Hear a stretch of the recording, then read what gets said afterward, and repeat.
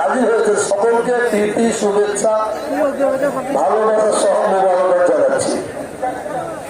বিশ্বাস করুন আমি সারা জেগে আছি।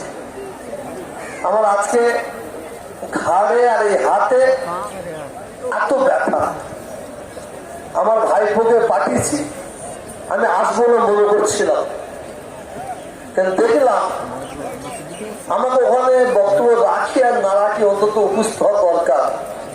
কেন আমি সব জায়গায় বলি, আজকেও বলছি, মৃত্যুর আগে পর্যন্ত বলে যাব, এই কম এই জাতি আমাদের সকলের হাঁড়ি আলাদা, লাঠি এক জায়গায় থাকবে।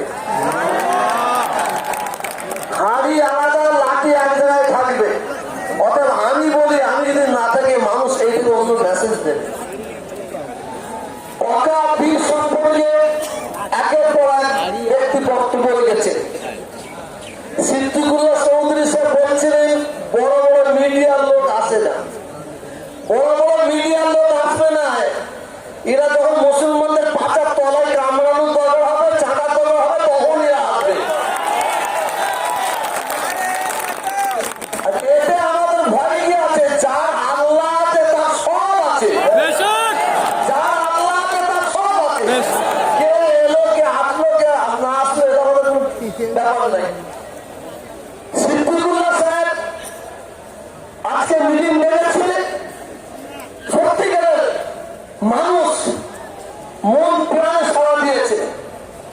জায়গা নেই, আমি একটা দেখছিলাম এর আগে